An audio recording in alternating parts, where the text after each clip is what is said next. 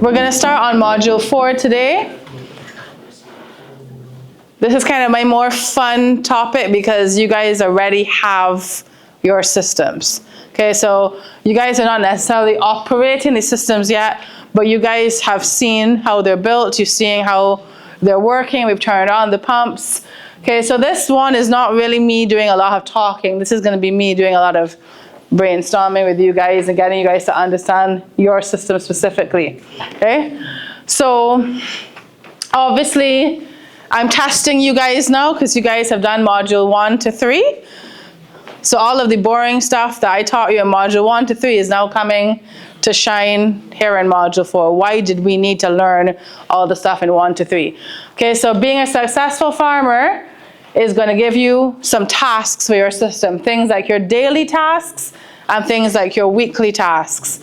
You need to check the pump and you need to check the water level. Okay, that's basically it. Do your plants have water? Is there water in the pipes? Do you have your pump running? Is there water in the reservoir? Okay, so that should be your first check. But you're going to also have an air pump. So you need to check that you've got airflow going into your reservoir. Okay, so that is usually your first 2 system checks. Okay, so when you're checking for water level, you're really checking for leakages. You're checking for issues, because if you left it full of water, you expect when you come back a day later, it's still full of water. So what we're looking at is where are we checking, especially for water levels? What part of the system? Okay, so once you have checked that your pump is running, your air pump is running, your water levels are good, you check in the valves at the front to make sure they're not blocked, that all the water is running into each pipe, and you're checking the standpipe drains at the back to make sure like a leaf or some algae or, you've got children at your school chewing gum, something weird is not stuck inside of your drain, okay? That is basically your system checks. Then we're looking at plant care. So obviously, as teacher from Asher said, we're basically looking at the plants. Do they look relatively okay? It's a morning check. You're looking for ones that might be struggling. So anything dead, we've learned that in plant care, anything dead or dying for some reason it's not making it, don't leave it in there to spread disease. Take it out, free that space up for somebody else. But it might just be something simple that some wind has blown over some of your plants out of the pots, just fix them back. Okay, so plant checks are really just making sure everything is okay. So that data sheet is what you guys have to fill out on a weekly basis. For those of y'all who are planting between tomorrow and Wednesday, it means the clock has started. I expect you to fill in that data sheet for me every single week. Okay, so what we'll be filling in is your water quality testing. We'll also be filling in when you added nutrients, and it's more importantly when you added water. Okay, so system maintenance. We have to flush the system every 2 to 4 weeks to remove salts and nutrient buildup, and we have to clean the reservoir every 2 to 6 weeks for accumulated salts and organic debris. What happens with hydroponic systems, remember, is that we have the little potting mix coming off of the seedlings, okay? So we're gonna have dirt and build up in the pipes over time. Now we've decided to simplify the way you guys are dealing with your systems by making them systems that we drain periodically, as opposed to you having to always test every nutrient and add back in, okay?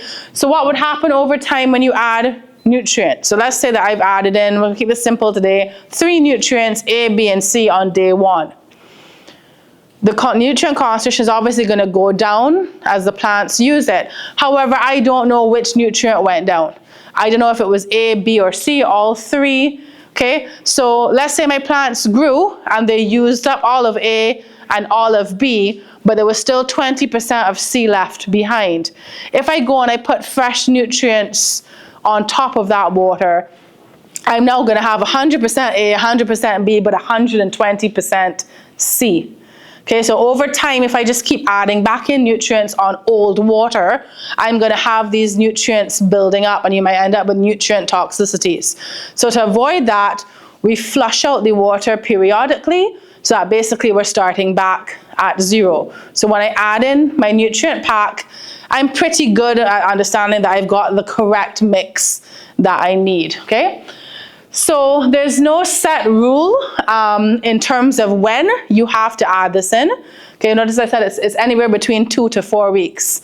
So some of y'all might be able to add in a nutrient pack and run your system for 4 weeks and have no issues. Some of you are going to need to flush faster. Okay, so if your system is in a hotter place, the water is going to evaporate faster and you're going to have to add in more water. Some of y'all are in cooler places, you're only going to get the plants sucking out what they need. Okay, obviously remember on hotter days, the plants are going to pull more water as well. Okay, so there will be some fluctuation, and the way that we're going to kind of estimate this is we are going to keep track of how many times you've had to fill up your reservoir. Okay, so we know that your system is about 70 gallons of water and your reservoir is somewhere around 15 gallons.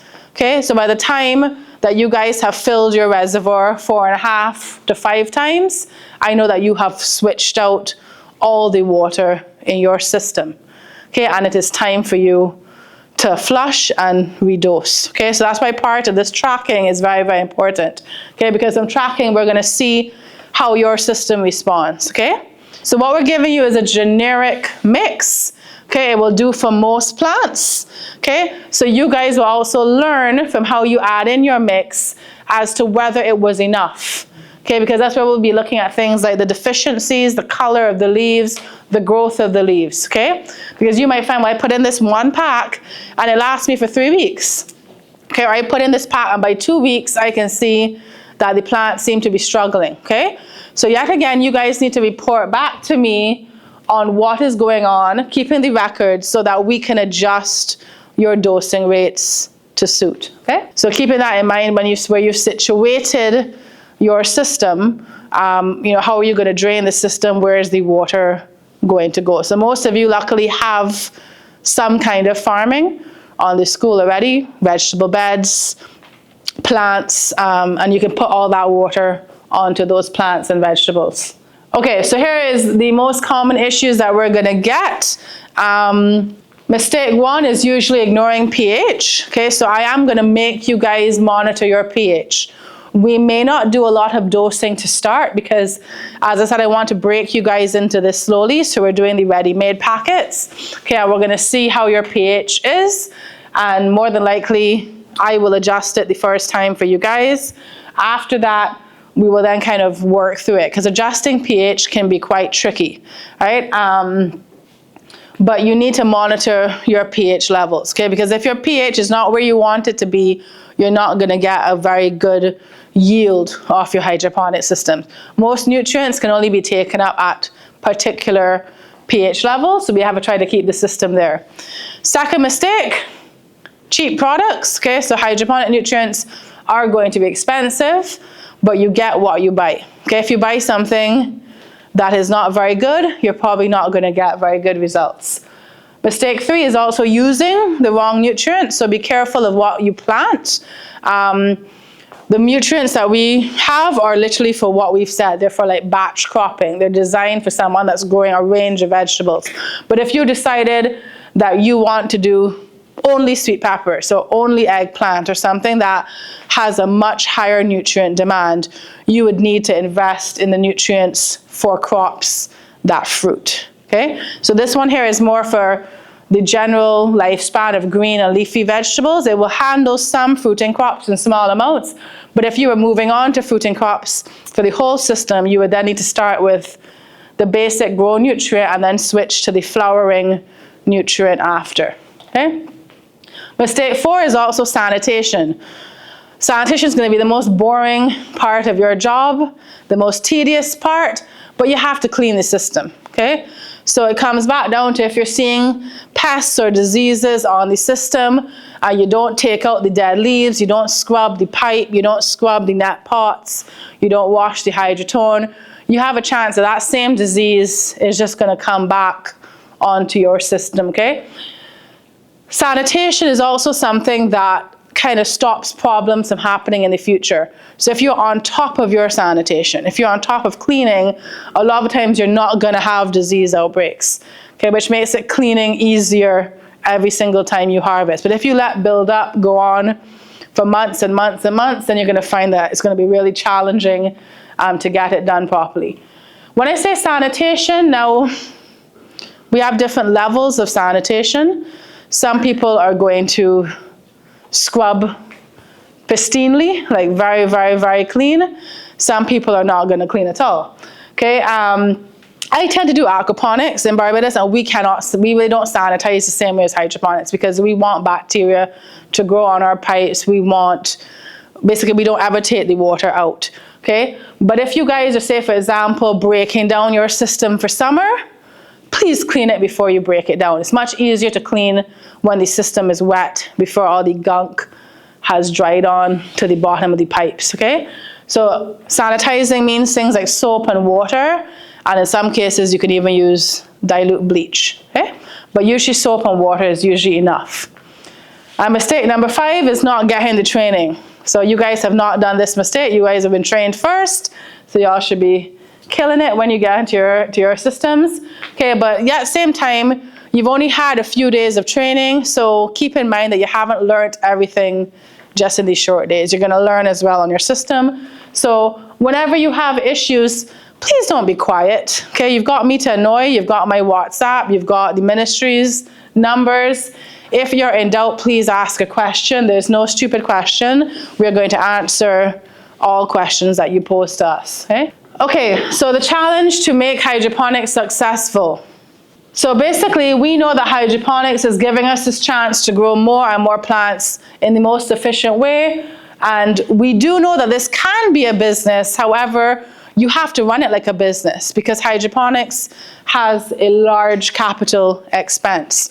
Now, the good news for you guys is you guys have not had the large capital expense, okay? You guys are getting the system. However, we still want the data and the information because this is a project that we are hoping to replicate as a business, not just as something that it only succeeds because you get funding. Okay, also, in a year from now, you guys are technically supposed to take over the running of your own systems, okay? So you should be therefore running your system in this first year with the goal that you're trying to run it as a business, okay? Which means that you need to keep records of everything that you do and send them to us so that we could advise you on how to get your system to operate well, okay? So why do I want these records? Okay, so as I said, you're a business. Also, for some of you, this might be something y'all want to expand. Okay, so I know I already heard from some schools already that they already got ideas on how they're going to expand this.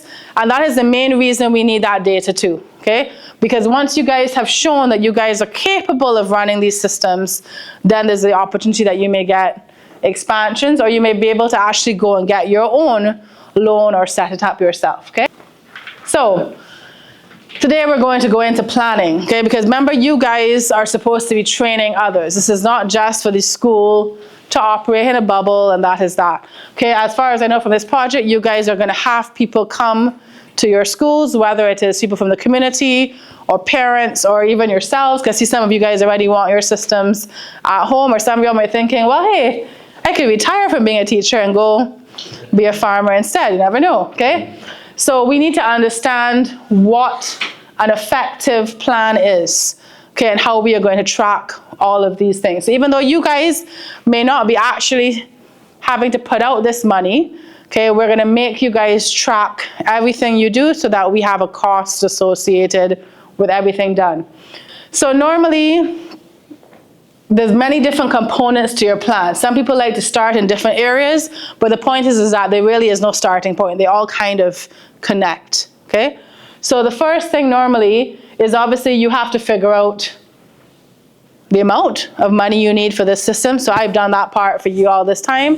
I'm going to give you all the costs of the system, okay? And then if we were basically trying to say that we're running as a business, we would have a kind of calculation to say how long will it take us to repay that money. So let's say, for example, this system costs $3,000 US, right? If I had to go get a loan, maybe they might give me that loan for 5 years or 3 years, okay? And I have to pay it back. But I also have to make enough money to selling the produce that I make money for myself, to run it, okay? So in a sense, most of you guys are running small systems, what we call semi-commercial systems. So they're not usually systems that you would quit your job for, okay? But they are systems that should pay for themselves as well as make you a little extra money, okay? So part of your plan is going to figure out your financial plan. How much are you looking to grow per month? How much are you looking to sell per month? Okay, tracking everything that happens on your farm, as well as doing these two things, market research and purpose, okay? So that is something I would like from every one of you, actually from my report as well. Okay, what is each school planning to do with their system? Okay, because I can cover these parts here. The cost of the system, the financial plan we'll work on together, but this guy here, this part here is the question mark. What are you guys planting in these systems for? Are you guys feeding the schools? Are there restaurants on the school? Are there cafeterias that are using it? Are you selling it to parents? Are you feeding the community? Okay, so that is where your market research is. Where are the stuff from the system going, which also ties back into your purpose. Okay, because if I say that I'm feeding the restaurant at the school, but then I decide to grow things that the restaurant doesn't use, those things don't match up. Okay, if you say that your plan is to sell to the parents, but the parents want lettuce and you don't have any lettuce planted, you got cabbage instead and they don't want cabbage, yet again your plan is not lining up. Okay, so part of your guys' homework is for each school to focus on what is your market and what is your purpose. Now keep in mind that this does not have to be an economic purpose. If your plan for the school is a community outreach, you guys are giving away the produce, that is fine as well, but we're still going to assign prices to them. Okay, we're still going to assign costs. So for example, if your system produced 100 lettuce, I would just use the market value of 100 lettuce to say your system produced, let's say if it's $2 a lettuce, $200 in lettuce, which was given away, which is fine because under the system, we know the expenses are covered for the first year. But I want to be able to track how your system is performing as a financial model, okay? So you guys are gonna have to make sure that you keep all your records for me, weighing all of your produce, how much is produced, when it was given away. Okay, so yes, it may seem a little intimidating, but that is what those record sheets are for. If you guys are planning on them every single week, we'll be able to finish this business plan. Okay, so looking at inputs, what info am I tracking? So you have your direct inputs and your other inputs. So direct inputs are the things that have to happen for the system to function. The basic things like nutrients, electricity, water, chemicals, seedlings, and of course, some form of labor. The minimum labor is you, the one that goes out there every morning, checking the pump, etc. Other inputs are kind of where your business might diverge from other businesses, okay? So whether you are going to be a business that is delivering produce to somebody, or whether you're going to be a business where people come and collect wholesale, or whether you're going to be putting them into packages for a supermarket. Okay, so your other inputs are kind of other things associated with your business that are not directly related with the growing.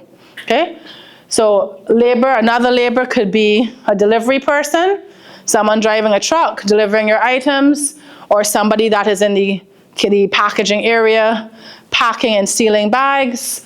Okay, depending on how big you get, some places may actually want insurance, rent. Remember, you guys are training other people about this. I'm going over all of the aspects of it.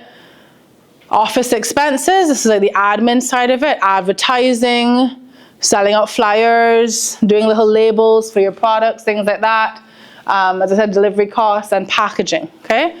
So when you're tracking from a business point of view, you'll have two. So basically, we're just gonna track our direct inputs. Most of you, from the school's point of view, are really only gonna have direct inputs, okay? But some of you all might have some other inputs that we will track as well, okay? So designing your record sheets. So I have designed record sheets for this project, but in the future, as I said, as you train other people, you need to emphasize to them that for them to make these projects successful, they need to have their business plan, their financial model, they need to have tracking their inputs and outputs. So it's all great giving them this list of things that they have to do. But really and truthfully, where does this information come from? It comes from your record sheets. Okay, one thing I've learned over the years is make them easy to use, okay? Most people are busy. If I give them, something ridiculous that they have to fill in, they're not gonna do it, okay? Whereas if it is something that, very easy, you can tick it, you can make little notes, you have your little notebook, and then you wanna transfer it later, it's entirely up to you, your method, but find something that is easy to use, okay? And then also figure out what exactly you are tracking. Okay, there's no point tracking something that you're not using. And strange enough, people do strange things like that. They make the list too extensive, too exhaustive. Figure out what is your goal, what is your plan, and what am I tracking? So what are you guys going to be actually tracking as the schools? Going back to my direct inputs and outputs. What are you guys tracking in this case? Nutrients. Water. Yes? Seedlings. Yep, you're definitely tracking seedlings. What was planted when, where, how. Anything else? Labor. Yes, you should track labor to a point. Okay? You guys should have an idea of how much time you spent on the system. Okay? It doesn't have to be extensive, okay, but the point is that when you guys fill in things, it's very easy to just put a time slot on it. I started at 8 a.m. and I finished at 8:30, okay? And then from that little bit of information, I can track how many hours was spent on it, okay? Right? What about electricity?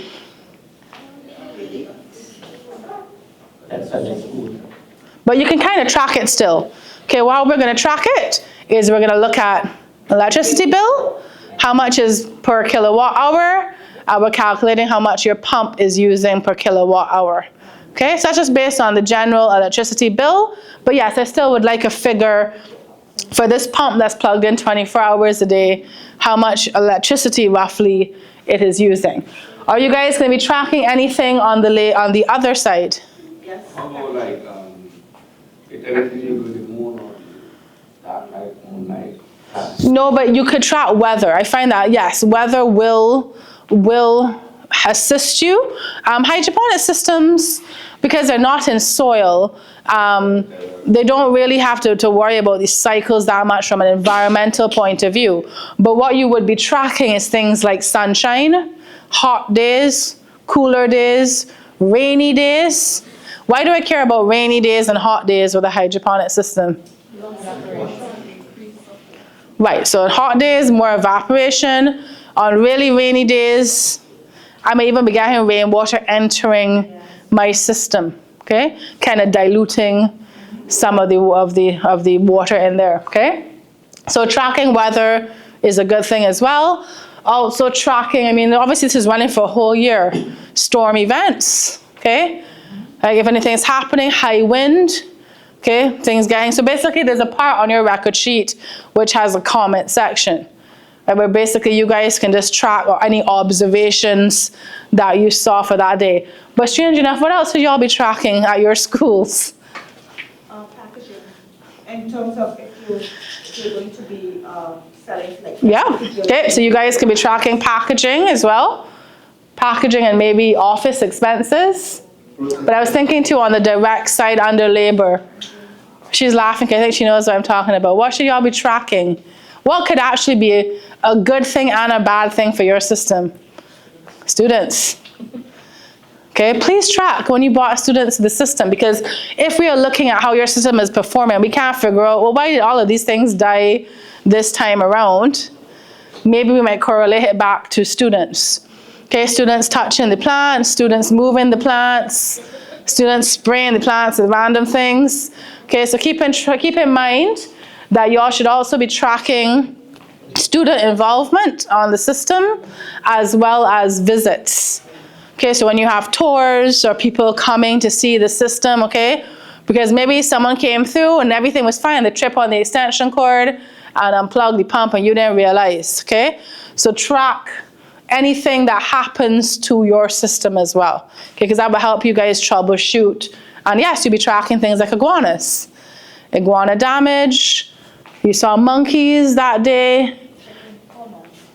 Well, you know, some chickens are able to get up that high. Things like snails, pests, things like that, okay? So there's quite a lot of things that we're gonna track on this system. Okay, so once we've got her tracking, we've got her records, we're making it easy to use. Like I said, there's no wrong or right. I prefer notebooks. Some people like their cell phones. I do not care how you track it, but I want it in the sheet at the end of the week. I need to be emailed something that I can read, okay? So once you've tracked it, make sure you can put it into my data sheet. Make it easy to understand, because the person assisting you or helping you with the data sheet needs to be able to understand it, and you also need to be able to understand it. Please don't write it in shorthand that when I ask you, well, what was that? And you look back and say, well, I don't know what I wrote. Okay, so make sure that what you've written, even you are able to understand. And the main thing, please put it in a safe place. A lot of times, if you don't take care of your data, it gets lost. You write it on a piece of paper, and you know that you're watering something 5 minutes later, and you water the sheet of paper, and you can't read it all of a sudden, okay? So make sure that wherever you have your data, that's why we're making you report to us every week. Some of you will be asking, well, why can't I come back to you at the end of the month? Because I don't want you to lose a month of data. I want you to keep sending me data every week, okay? And the last part is actually use it. Okay, so this is the fun part of data. Some people get really excited, collect all the data in the world, but then when you actually come to analyze it, you don't make a single change. You just keep doing the same thing you did last week and the week before, okay? So the main point of collecting data is to look at it. Okay, we're not just collecting it to put it in a box. We need to look back every month, and we're gonna actually analyze your data and see what you did wrong in this month, what you did right in the month, and how we can get this plan working better. Okay, so that takes us now into our business plan. Why do I need a business plan? Do I need a business plan? That's the first question. Do I need a business plan? Yep. Yes or no? Yes. I'm glad everybody said yes. I don't care how small you are. To everybody getting into hydroponics, you need a business plan. I don't mind if your startup business plan is 3 pages long. It's a simple plan, but have a plan in place. So most of the schools, you guys are gonna have a simple business plan. Okay, but even for somebody backyard farmer, somebody going semi-commercial, and of course if you're going into commercial, you would grow your business plan as you need to. So to give you an example of length of business plans, I think my business plan is about 50 pages, okay? Right, because I have added to it over time. Every time I come up with an idea, I put it in my business plan. Things that work, things that didn't work, things I'm not trying again, okay? They go in and out. A business plan does not stay static. It's moving, sorry, does not stay fixed, it's static. It's moving all the time, okay? So you will have many different parts of your business plan, starting from your executive summary. So most of you guys will be kind of following this plan. Your executive summary is, what are you doing? Why are you doing this? Okay, so we are Asher Hillside School. We have our system. And the reason we have the system is we want to promote agriculture among our students. That's our summary, okay? And then we can go down into our mission. We want to produce lettuce every week for our students. We want to have a yearly fair. We want to have a yearly dinner. Whatever the mission is, you add it in, okay? Then you move on to your background. This is your school. Yes, you all might not be companies, but you all are schools. What is the background of your school? Well, we've done agriculture for 10 years. We have a greenhouse. We have other things planted. We have science teachers. Whatever we have, whatever makes you guys interested in hydroponics. And you're going on now to your product description. What plants do you want to produce? Okay, so I prefer to do lettuce, chives, basil.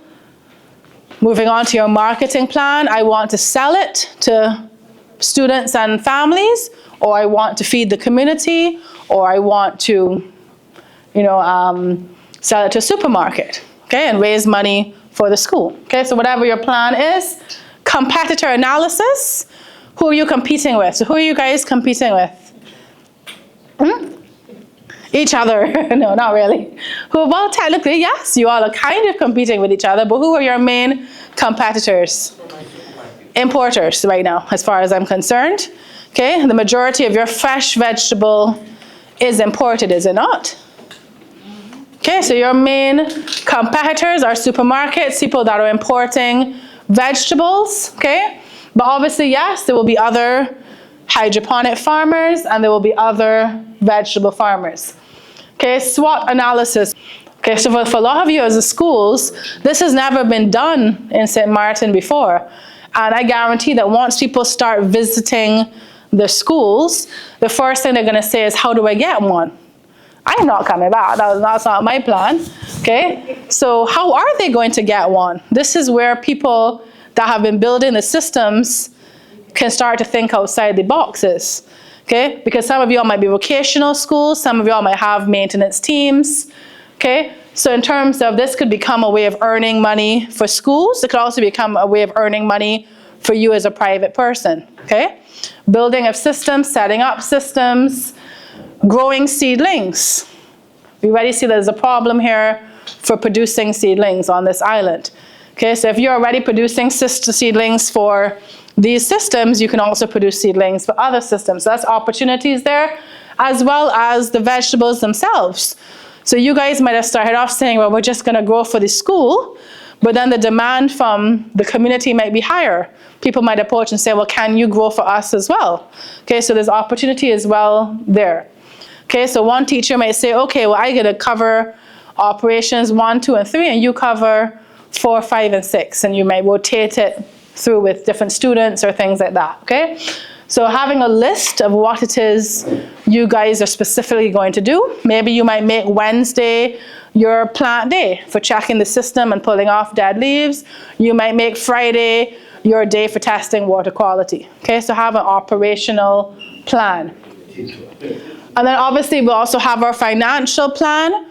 So in the first year, as I said, you're not going to be dependent on necessarily making money, but I want you all to be tracking how the system is performing.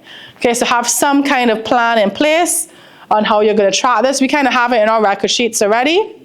Okay, so you could copy that one if you want, but it's basically just adding up your bills. It's as simple as that. Okay, and if you don't have bills, you have what you took from the ministry. So in January, I used 2 packs of seedlings, half a bag of potting mix, and I used how many trays, etc. You have a list of all the equipment, nutrients that you used in that month. Okay, so timeline is like your goals, okay? How did you expect this system to perform? Because that's what we're going to track back against. Did you actually make your goals, your timelines? Okay, so for example, under this project, like I said, things are not necessarily set up on paper how they go out in the real world. So we had it kind of as a year of supplies, as if you guys are going to run 12 harvests back to back. Highly unlikely, okay? Because as Mr. Ajit said, you're gonna basically do this to the school semester, to the school dates, okay? So your timeline is going to tell me basically when you guys plan to plant, when you guys plan to break, how many harvests you all think you're going to get in this year, how many you're aiming for, okay? And that's what we're going to track you against. How did you do in the year? So if you said you think that based on your schedule, your teachers, your commitment to the project, you guys can make 8 harvests, okay? You can plant 2 times in semester 1, 3 times in semester 2, 4 times in semester 3. Okay, you guys let me know, but we'll have a timeline for each school starting right from now. Okay, did you guys meet your target? Okay, or was it too much? Was it too little? Did you end up planting even more?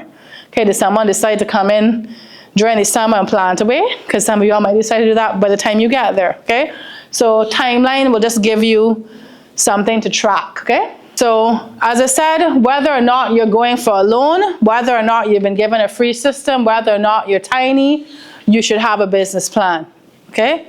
And this goes to even all of those of you who just want to do it at home for fun, okay?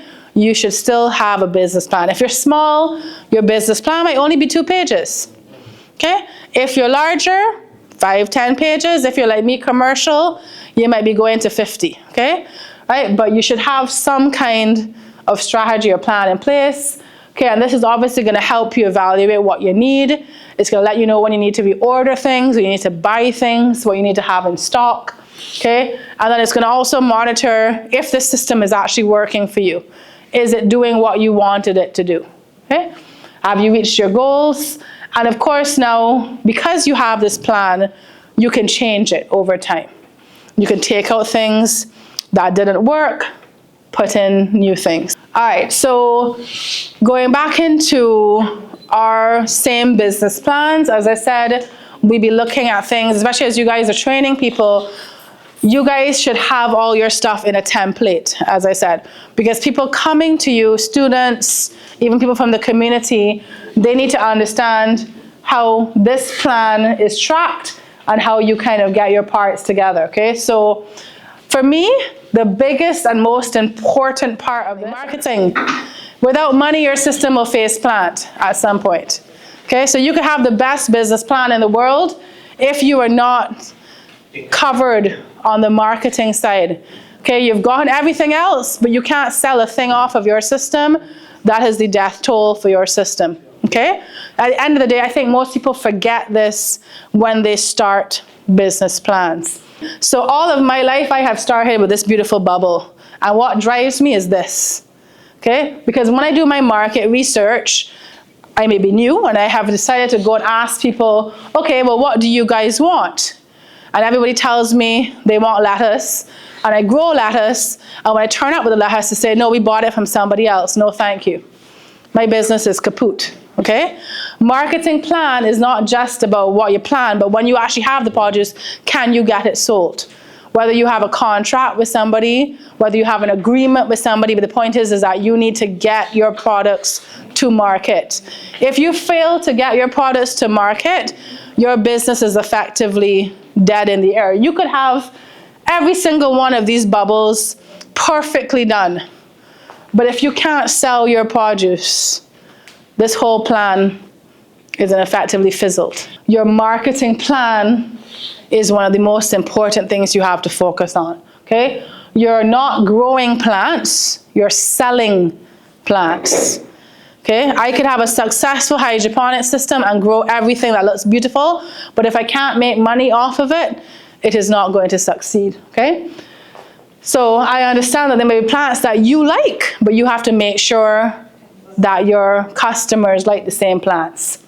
Okay, after that is, of course, now your production plan. That's the second most important thing.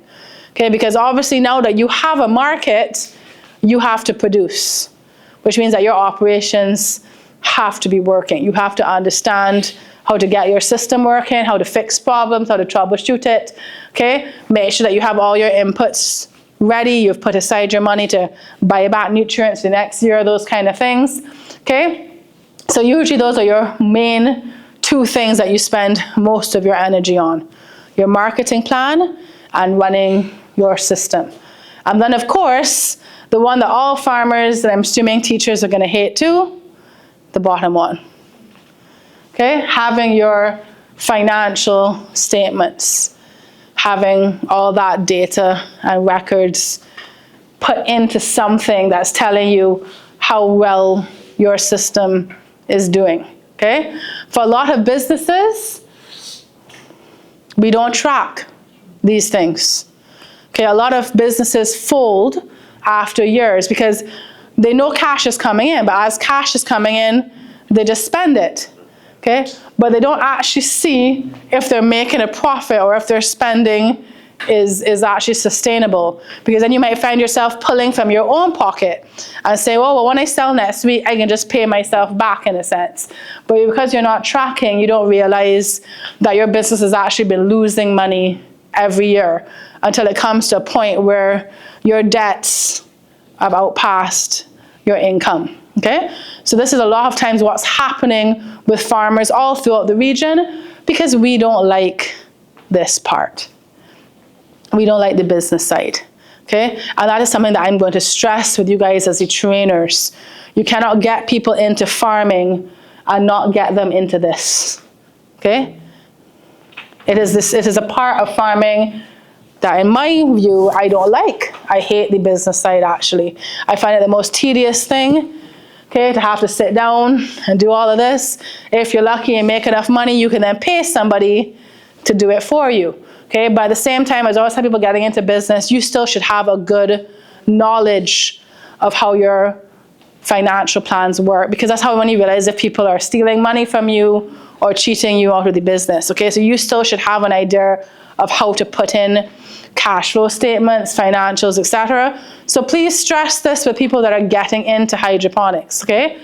It is usually very hard to make hydroponic systems successful because of the high capital investment, because of usually the need for having loans, the need to repay loans, which means that anybody getting into it really needs to follow a business plan and needs to be able to track and be able to enter data for their financial statements, okay? Because it's their financial statements that are actually going to tell you how well your system is operating.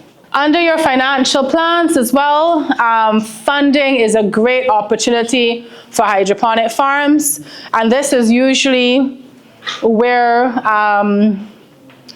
you guys are going to have an advantage right now.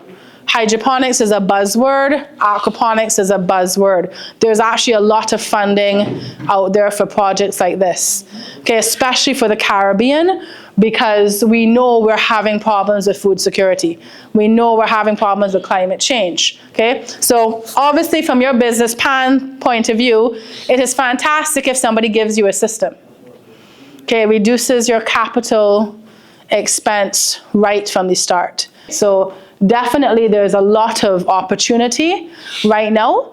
And as schools, you guys as well would qualify for a lot of government funding, right? So keep that in mind with your project. As I said earlier in module 1, you don't have to be the best of the best. We expect that you're going to make mistakes on these systems. Okay, you guys have now started.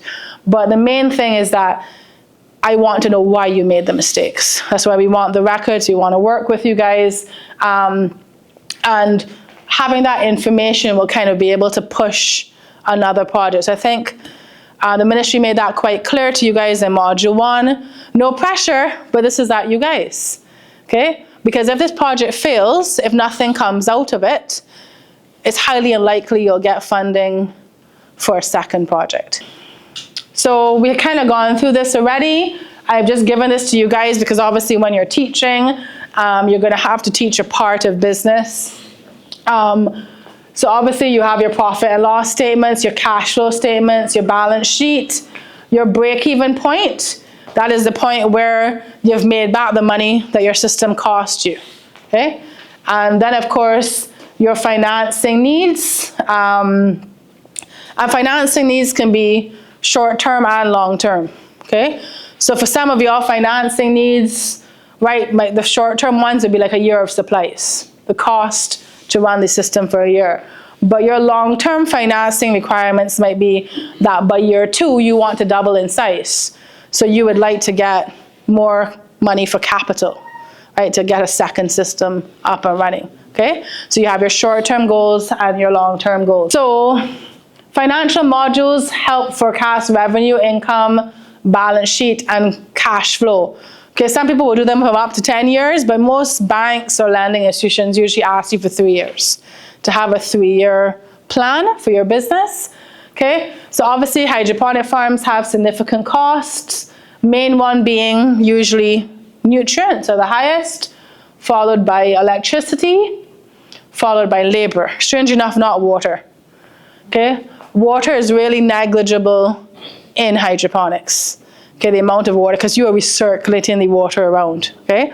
So I find that it's usually the nutrient systems that are the nutrient solutions are the highest, electricity depending on your island, and labor. because labor is skilled labor, people that can understand how to run the hydroponic system, that have some kind of water quality background, that can build things. Okay, so it's not just about somebody going and planting in the ground and hoping for the best. Okay, someone that has to be trained. And obviously the cost of maintaining your systems. Okay, so how you maintain your system is actually going to also save you money or cost you money over the years. Okay, so for those of you who I'm coming to today, we're going to kind of go over this as well too. Some of you are on grass. I recommended that you put the legs on pavers so the wood is not sitting in wet grass all the time because it would rot faster. Things like painting the stands, things like regularly maintaining them every year. If you have to repaint certain spots or replace wood, things like that will make your systems last much longer. So remember, this is yet again part of your plan, okay? Put all these things in because you guys have different locations. Okay, so if you think about your system is going to need maintenance within a year or two, or whether you think it's going to make it to 4 or 5, and obviously we are going to track it over time, because I expect all of y'all to still be here in 5 years. I know some of y'all laughing, but I expect it, okay? So 5 years from now when I turn up to visit, all your systems should still be kicking, okay?